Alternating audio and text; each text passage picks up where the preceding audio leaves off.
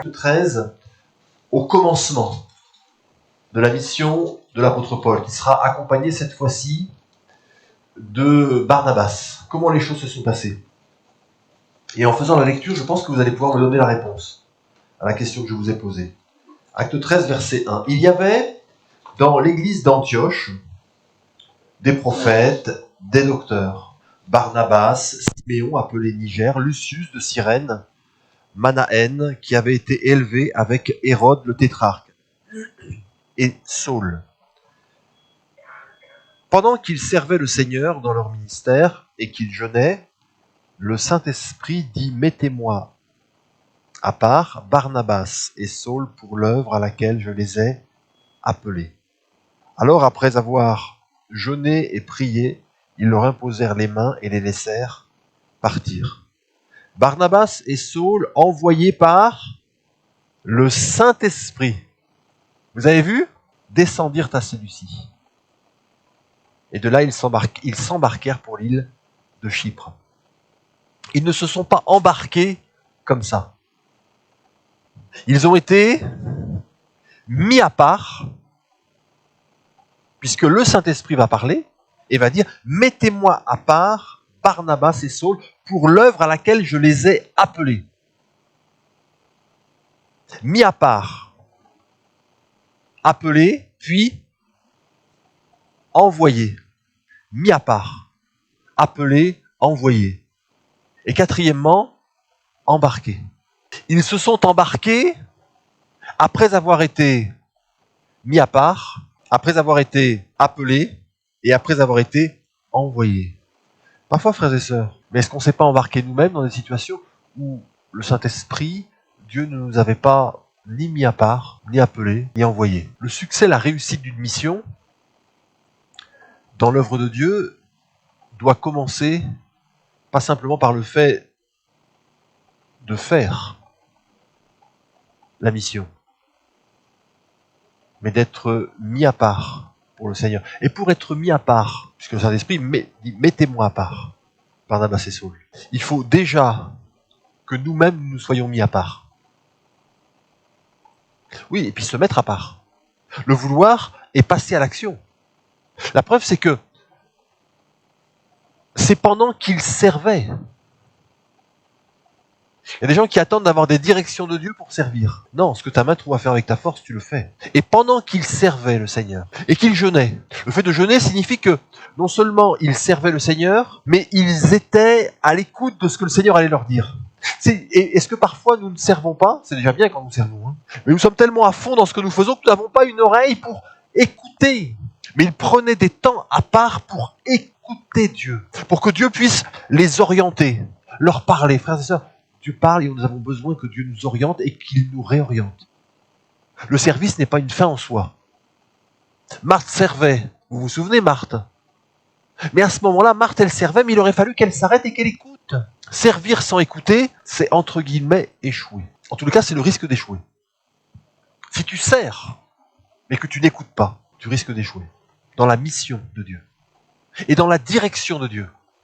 Parce que Dieu a une direction. Et pendant qu'il servait, ça veut dire fidèlement.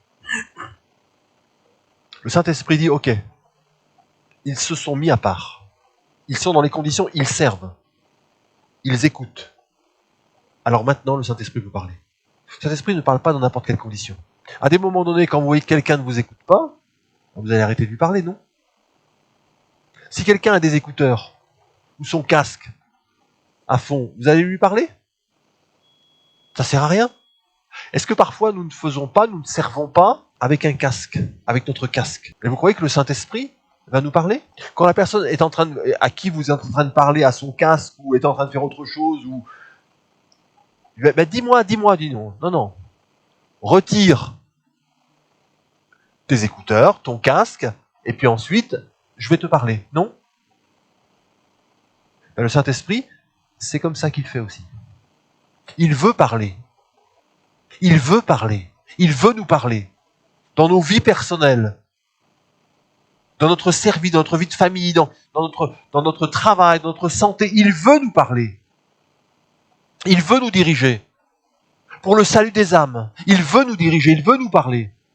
Parce qu'on a vu, déjà dans le suivi qu'on fait d'Acte 16, que là où Dieu nous envoie, une âme nous attend. Toujours, au moins. Là où il nous envoie, il y a une âme qui est là, qui est préparée. Toujours. Quand je dis une âme, c'est minimum une âme. Toujours. Parce que Dieu a en vue le salut des âmes.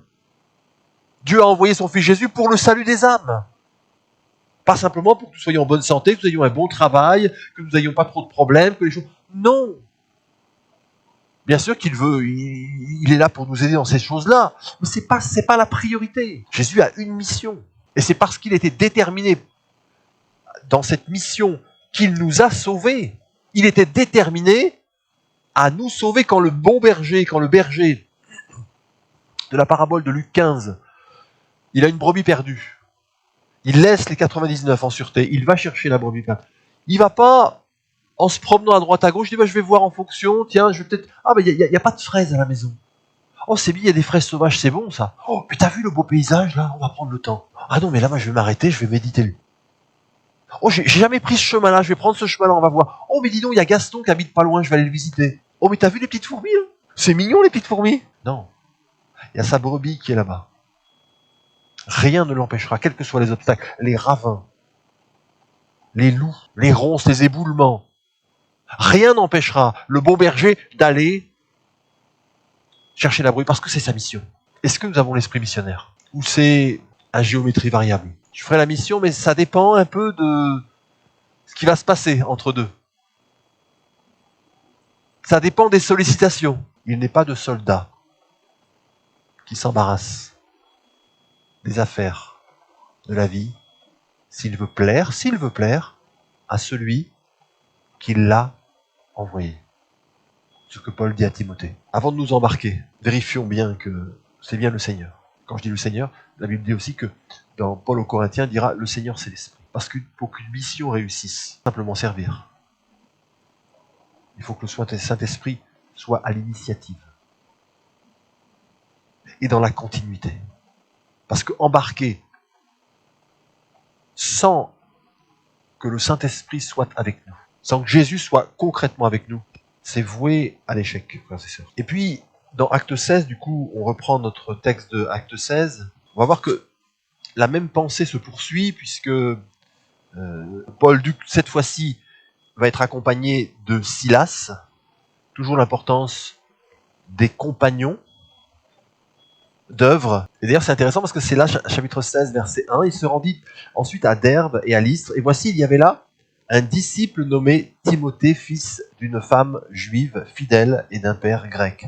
Les frères de Lystre et d'Icône rendaient de lui un bon témoignage. Paul voulut l'emmener avec lui. C'est le début de la mission pour Timothée. Timothée qui deviendra pasteur.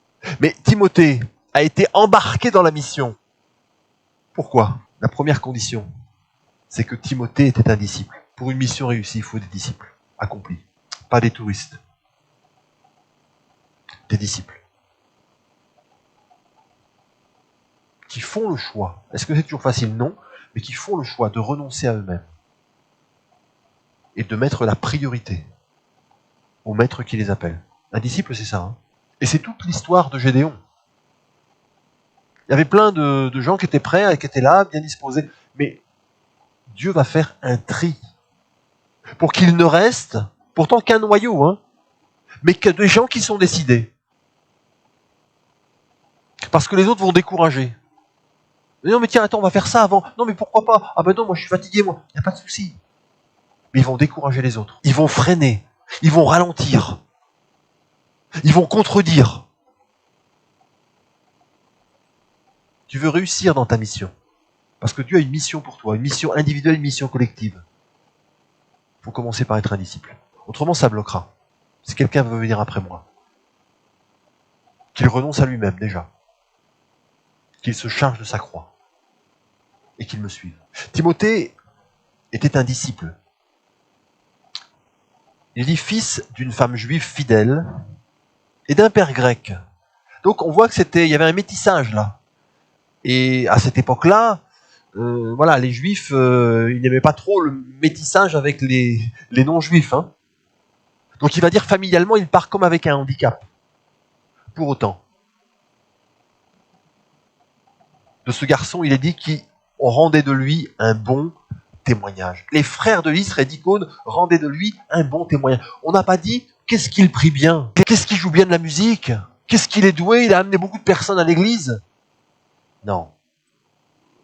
L'apôtre Paul et Silas vont prendre le temps, avant de le prendre dans la mission, de savoir quel est son témoignage.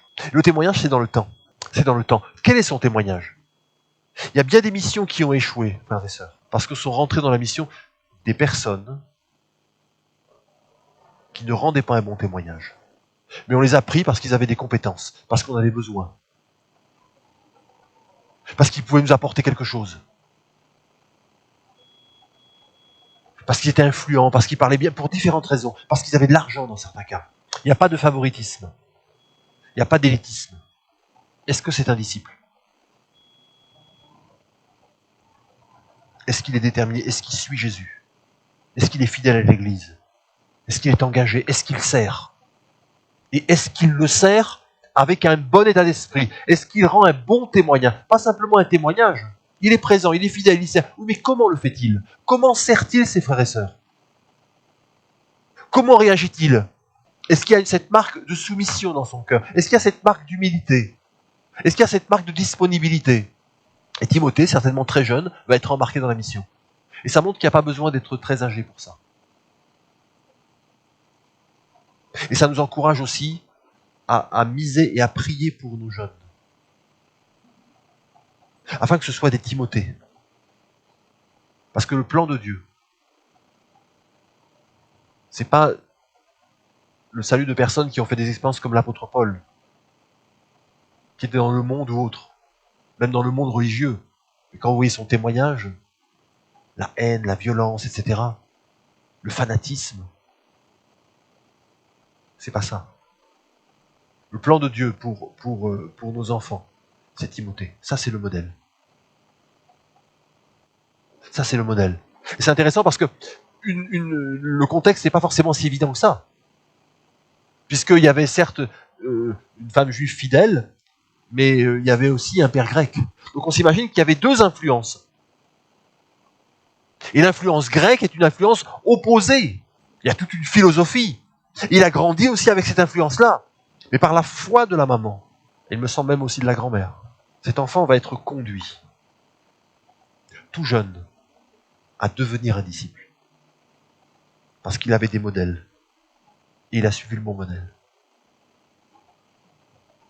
Cherchons à être des bons modèles, frères et sœurs, qui entraînent. Mais nous n'arrêtons pas. Oui, mais tu vois, le contexte est compliqué. Oui, mais tu vois, son père est ceci. Tu vois. Oui, non, mais c'est vrai ça.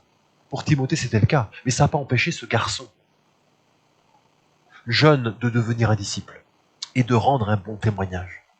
Au niveau des frères, c'est-à-dire au niveau des responsables, au niveau des adultes.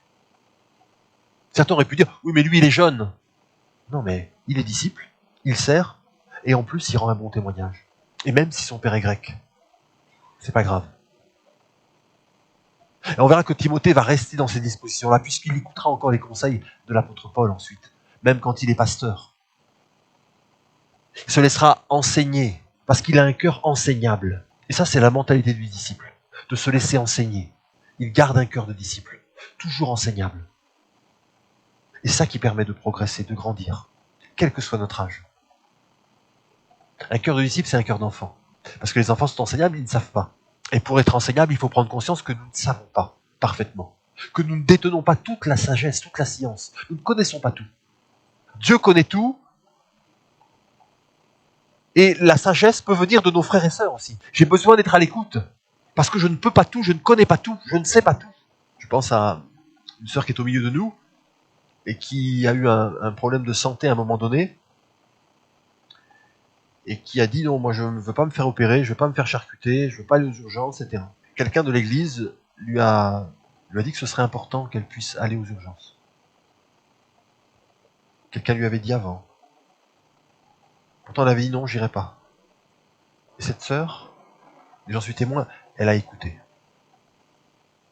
Elle n'a pas rechigné. Elle a dit je vais le faire. Je vais appeler le médecin. Elle a appelé le médecin. Parfois, c'est compliqué d'avoir. Elle a pu avoir très rapidement un rendez-vous. Et immédiatement, elle a été après envoyée à l'hôpital pour extraire. Et bien lui en a pris. Parce qu'elle a écouté. Parfois, nous restons dans des problèmes, nous enfonçons, les choses ne changent pas, parce que nous n'écoutons pas les conseils. Il ne faut pas écouter n'importe quel conseil, mais il faut quand même écouter. Et pas simplement écouter ceux qui vont dans notre sens. Parce que parfois, la solution ne viendra pas d'en haut, directement, mais elle viendra d'un côté. Verset 6, il va vouloir aller annoncer la parole dans l'Asie, et il va être empêché. Il va vouloir se disposer à entrer en Bithynie, mais là aussi, il va y avoir, verset 7, il va aussi avoir un empêchement. L'apôtre Paul, non seulement il est envoyé, mais en plus, avec le Saint-Esprit. Ne pars pas faire ta mission seul, comme si c'était ton truc à toi tout seul. Parce que tu penses maîtriser, parce que tu as ton appel, parce que c'est ton élément, envoyé par le Saint-Esprit, recommandé par les frères, par l'Église, mais aussi avec le Saint-Esprit. Il nous faut apprendre à travailler avec le Saint-Esprit, et non pas à travailler seul. Il y a des choses qui n'ont pas abouti ou qui ont mal évolué parce que nous n'avons pas su travailler avec le Saint-Esprit. Nous avons pu être envoyés par le Saint-Esprit. Nous n'avons pas appris à travailler avec le Saint-Esprit. Saint-Esprit, le missionnaire qui envoie, mais c'est celui aussi qui va nous assister dans notre mission. Et tout au long de notre mission. Il y a des moments où il va nous laisser conduire. Il y a un accord entre les deux. Ils font ce qui est logique, ce qui est bon. Ils prennent Timothée, il y a des bons choix, ils font les choses sagement, selon les principes de Dieu. Ils visitent les frères, les églises, les fortifient.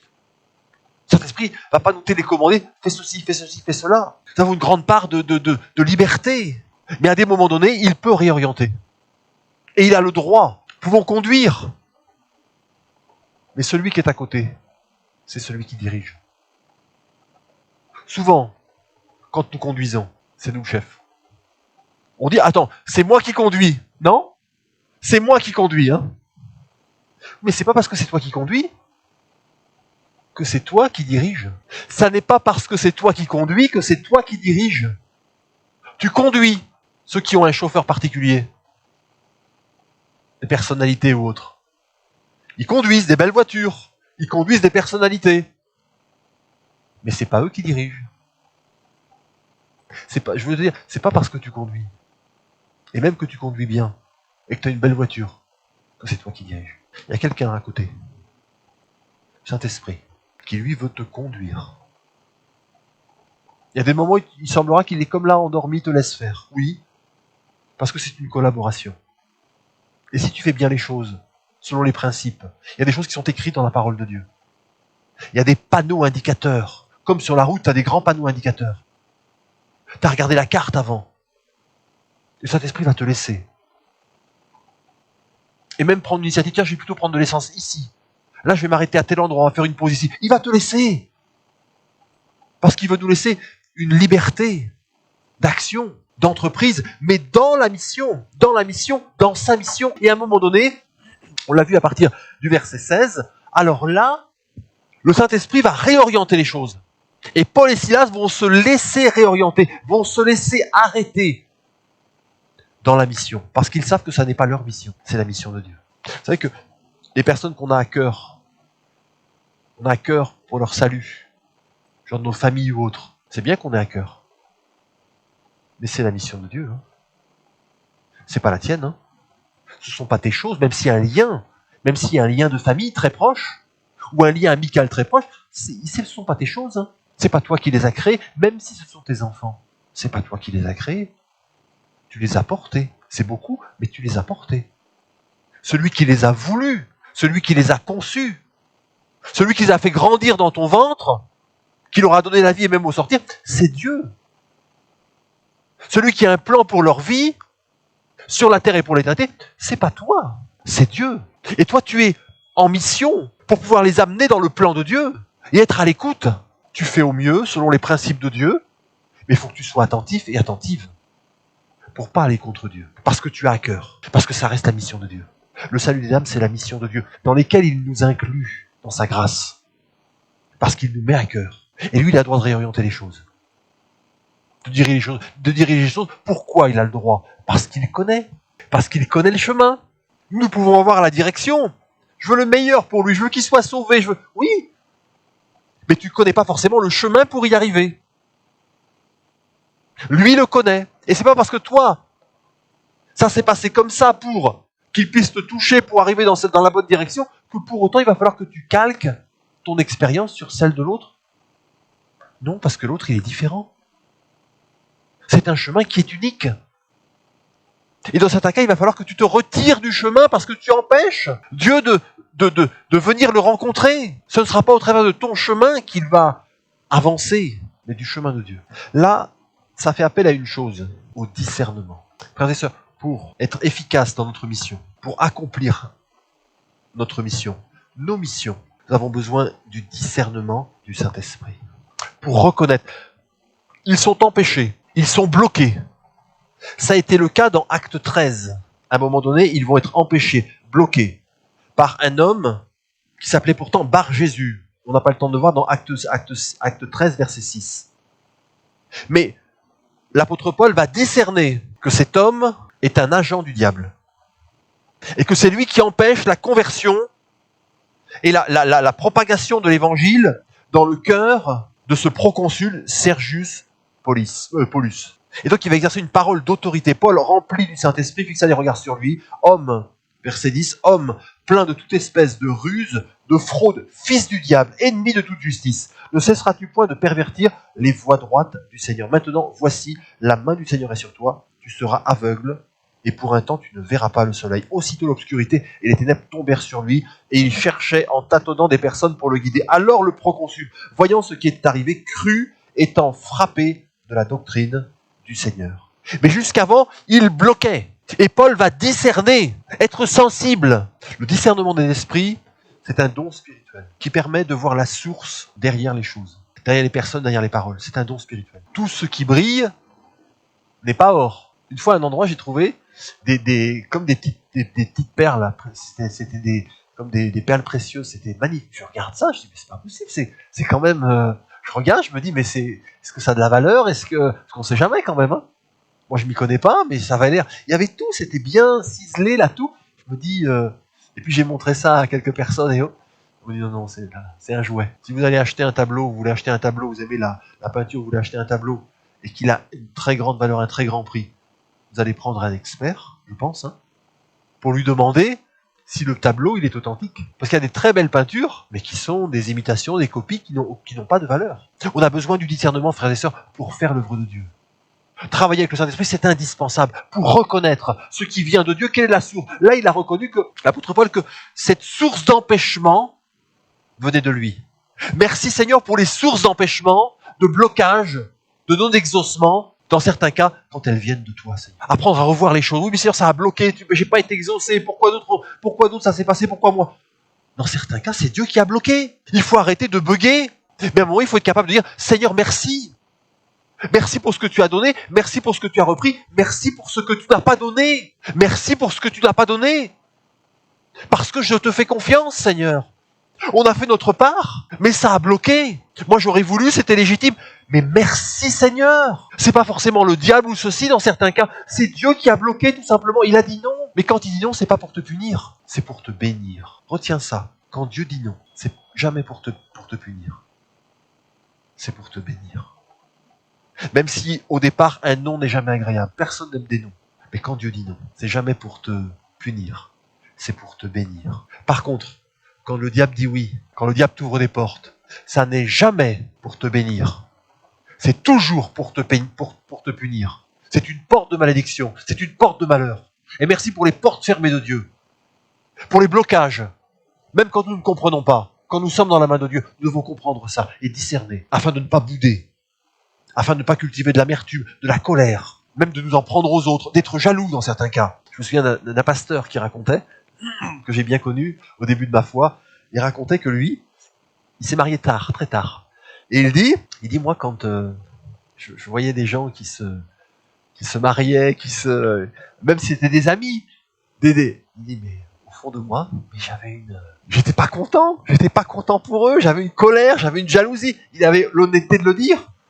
Parce que la bénédiction des autres ouvrait en lui une plaie par rapport à son manque. Qui n'a pas vécu ça? Bien sûr qu'on est content pour la personne comme ça, mais au fond de nous-mêmes, ça nous fait du mal. Parce que ça nous montre que nous, on n'a pas été exaucés. On le dit pas, mais on se dit, mais pourquoi lui? Et pourquoi pas moi? Et certains restent bloqués longtemps comme ça. Et toute leur vie. Et ça crée une distance vis-à-vis de Dieu. Ça crée une distance vis-à-vis de Dieu. Ça crée une distance vis-à-vis des autres. Ça te bloque dans ta marche chrétienne. C'est comme un voile, une tache sombre dans ta vie. Et Dieu veut ôter ça. Mais il faut que tu l'acceptes. Il faut que tu prennes la résolution. J'accepte ton don, Seigneur. J'accepte ton nom. J'accepte tes noms. Ce que je veux, c'est pas le oui. Quand je prie, c'est pas le oui que je recherche. Quand je prie, c'est la vérité que je recherche. La vérité, parfois, ce sera non. Ce sera oui, parfois. Mais parfois, ce sera non.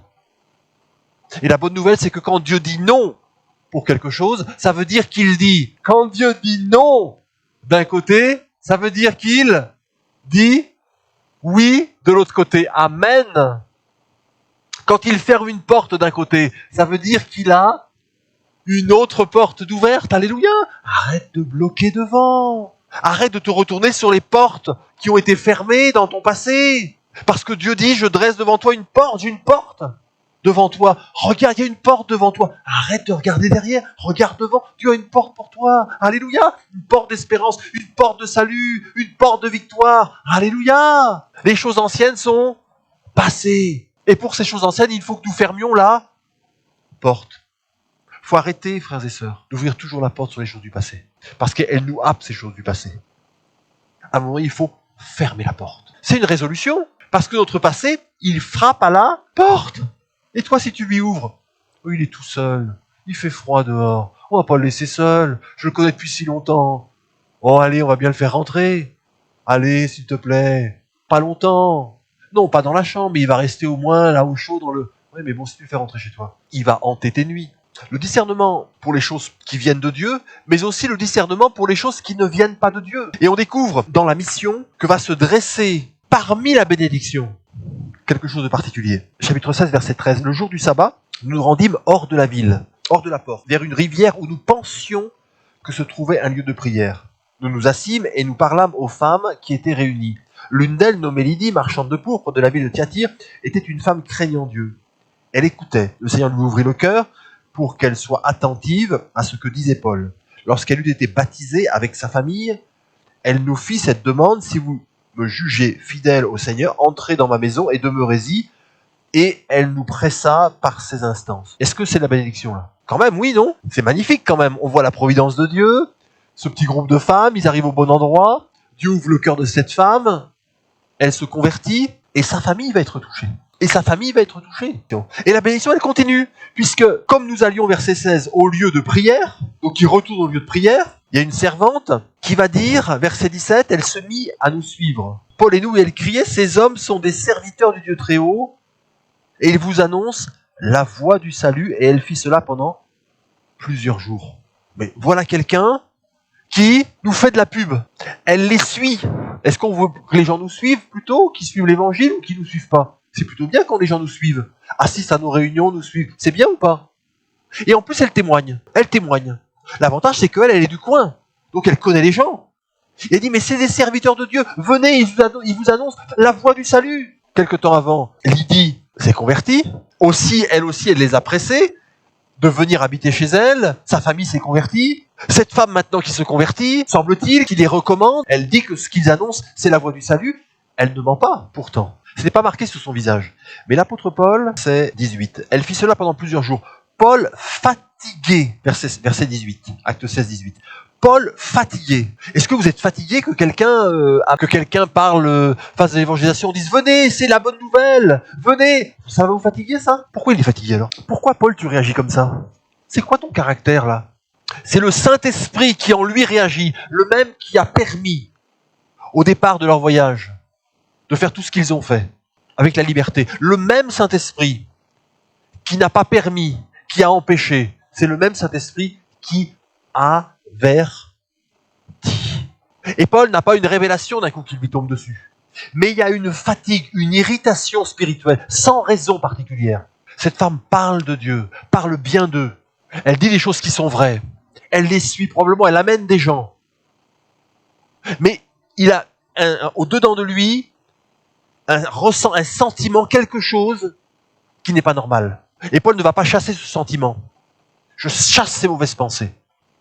Il va se laisser interpeller parce qu'il travaille avec le Saint-Esprit. Il n'a pas simplement été envoyé avec le Saint-Esprit, il travaille avec le Saint-Esprit. Et il ne comprend pas au départ, parce que ça a duré plusieurs jours. Donc il n'a pas eu une révélation directe. Saint-Esprit, on attend trop le miraculeux tel que d'un coup j'ai une image. Non, Saint-Esprit veut travailler en nous. Dans bien des cas, il nous a prévenus, il nous a avertis. Mais nous avons pris tout ce qui brille pour de l'or. Frères et sœurs, une leçon importante. Tout ce qui parle de Dieu n'est pas de Dieu. Tout ce qui parle bien de Dieu, ou de Jésus, ou de la parole, ne vient pas forcément de Dieu. Dans le temps, c'est le témoignage, c'est ce qui s'est passé avec Timothée, qui le rendra. C'est le temps, l'épreuve du temps. Comment il se comporte avec nous, comment il est, dans le temps. Mais quand vous ne connaissez pas, cette femme, mais c'est une formidable prédicatrice, elle annonce l'évangile, c'est formidable. On va la prendre dans le groupe d'évangélisation. On va la prendre, on s'imagine, elle va rendre témoignage. Ah oui, rends témoignage. T'as un beau témoignage, toi. Il y a quelque chose, Paul se laisse interpeller parce qu'il a une communion avec le Saint-Esprit. Dans la mission, il faut que tu aies une communion avec le Saint-Esprit si tu veux aboutir. Parce que qu'est-ce qui se passe? C'est que cette femme, verset 16, pourtant, ils vont au lieu de prière, mais tous ceux qui vont au lieu de prière ne sont pas forcément des gens qui viennent vraiment pour prier. C'est pas parce que les gens viennent au rayon de prière, ou même amènent des gens, que pour autant c'est Dieu qui les a mandatés. Puisque cette femme, elle avait un esprit de python, un esprit de divination, qui lui permet de deviner des choses dans la vie des gens. Elle avait un don, mais c'est formidable, elle a un don. Elle dit des choses et ça s'accomplit. Elle a un don. Quand elle se pose sa main sur les gens ils sont guéris. Elle a un don. Le discernement des esprits, frères et sœurs, va nous permettre de, au-delà du résultat, de ce qui est visible, va nous permettre de voir quelle est la source, de discerner quelle est la source de l'action de la manifestation. Et l'apôtre Paul, de manière très surprenante, va, verset 18, va dire « Je t'ordonne au nom de Jésus de sortir d'elle. » Et il sortit à l'heure même. Le démon est sorti à l'heure même, parce qu'il a discerné. La mission aurait été interrompue, bloquée, définitivement, s'ils avaient laissé cette femme rentrer dans l'église dans le sens de la baptiser, de la prendre comme l'un des leurs. Parce que vous mettiez un poison dans cette église sur le terrain missionnaire. Le terrain missionnaire qui était le terrain de l'Europe. Mais heureusement que l'apôtre Paul a exercé les dons spirituels. Il a marché avec le Saint-Esprit. Il n'a pas simplement été envoyé avec le Saint-Esprit. C'est tellement important, frères et sœurs.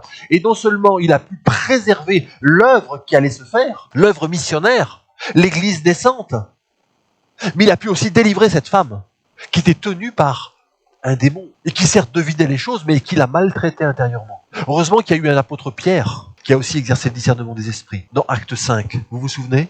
Au milieu de la générosité, du service. Vous vous souvenez de Monsieur Ananias et de Madame Saphira? Mais c'est formidable, quelle générosité. Mais au-dedans, ils mentaient au Saint-Esprit. Ils trompaient. Ils avaient laissé le diable rentrer dans leur cœur. Et s'ils n'avaient pas été dénoncés, ils auraient infiltré l'église. Et ils auraient fait pourrir l'église. Ils ont eu la possibilité de se repentir, parce que Dieu ne veut jamais que le méchant meure. Ils leur ont donné à tous les deux, séparément, la possibilité de dire la vérité. Mais ils sont refusés. Ils ont refusé, ils sont morts. Dieu a préservé son église. Parce qu'il y a eu un apôtre Pierre qui marchait avec le Saint-Esprit. Pas simplement il a été envoyé par le Saint-Esprit, mais il marchait avec le Saint-Esprit. Et il a protégé l'église. Marcher avec le Saint-Esprit pour aider les gens, pour les délivrer, mais aussi pour protéger l'œuvre de Dieu, afin qu'elle puisse grandir. C'est important ça, hein? Et on voit ça tout le temps, le serpent cherchera toujours à entrer. Qu'est-ce qui s'est passé dans le jardin d'Éden? Qui est-ce qui s'est mis à discuter avec Ève, qui est rentré comme ça? Comment il s'appelle celui-là? Le serpent ancien. Il a commencé déjà dès le début de la création. Et c'est le même qui a pris de l'âge, donc il a pris de l'expérience. Des milliers d'années après, le revoilà en train de chercher encore à s'infiltrer. Et Adam n'y a rien vu. Il n'a pas pu protéger son épouse de l'infiltration diabolique, de la séduction diabolique. Mais il faut des hommes et des femmes de Dieu qui aient du discernement. Pas simplement des gens qui sont gentils, mais des gens qui ont du discernement spirituel. Qui, non seulement ont le Saint-Esprit, parlent en langue, mais qui marchent avec le Saint-Esprit. Qui sont à l'écoute du Saint-Esprit pour ne pas se laisser tromper et pour protéger. C'est plus compliqué de chasser un serpent quand il est rentré dans une maison que de ne pas le faire rentrer, vous croyez pas?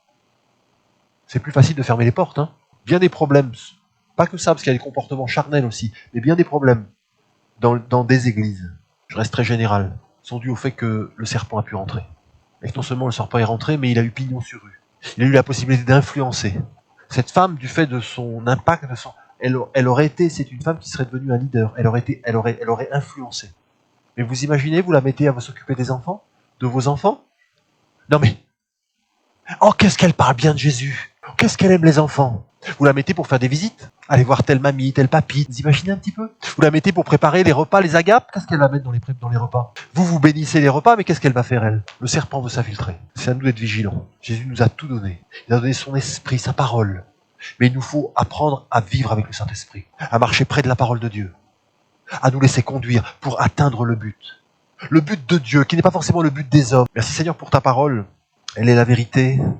Merci parce que tu nous aimes profondément, Seigneur. Merci pour la vie de l'esprit.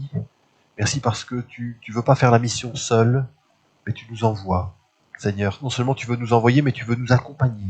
Et on a besoin de toi, non seulement d'être envoyé pour embarquer dans la mission, on a besoin d'être accompagné de toi. Donne-nous le discernement de l'esprit. Donne-nous de ne pas être des simples qui avancent et qui sont punis. Mais donne-nous cette sagesse spirituelle.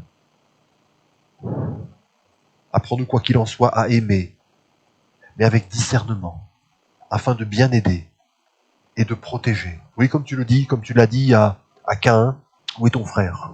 Et il t'a répondu, suis-je le gardien de mon frère? Oui, nous sommes le gardien de notre frère, de notre sœur. Nous avons besoin du discernement. Nous avons besoin de nous couvrir les uns les autres, de protéger l'Église, de protéger nos familles, parce que l'adversaire de nos âmes est vaincu. Le serpent, sa tête a été écrasée par l'œuvre de Jésus à la croix. Alléluia! Et nous sommes du côté du vainqueur. Mais nous avons besoin de toi, Jésus, pour marcher dans ta victoire, pour atteindre tes buts, tes objectifs. On n'a pas besoin de... C'est pas la publicité que nous recherchons. C'est pas le nombre ou des gens qui vont faire de la bonne publicité simplement sur nous, ou même sur toi. Nous voulons des gens qui sont vrais, qui marchent avec toi. Merci de nous donner la puissance de l'esprit pour délivrer ceux qui sont liés et ceux qui le veulent, mais pour discerner ceux qui ne le veulent pas. Et comme tu le dis, de ne pas donner accès au diable. Nous ne voulons pas donner accès au diable, mais nous voulons te donner tout l'accès dans nos cœurs et dans nos vies, au milieu de nous. Merci de sauver abondamment, de multiplier, d'amener des âmes en nombre, de renverser les obstacles qui empêchent les âmes de venir. À toi d'être sauvés, de devenir des disciples. On veut des couples solides en toi, on veut des familles solides en toi. On veut des jeunes, des enfants solides en toi, des ados solides en toi. On veut des vieillards solides en toi. On veut des serviteurs et des servantes qui sont solides, qui rendent un bon témoignage, qui sont disciples. Merci de nous aider dans ce chemin-là, Père. Et on a besoin de l'assistance de ton esprit pour cela, Seigneur. Tout seul, on n'y arrivera pas. On n'y est pas arrivé d'ailleurs. Mais avec toi, c'est possible. Merci pour ta patience. Merci pour ton éducation. Merci parce que tu ne nous balances pas quand nous ne réussissons pas. Tu reviens à la charge. Quel amour, quelle patience. Donne-nous une oreille attentive, un cœur ouvert, afin que tu puisses nous utiliser, Père. Nous freiner quand tu le veux, nous arrêter, mais aussi nous envoyer, nous diriger. Je te le demande, Père, au nom de Jésus.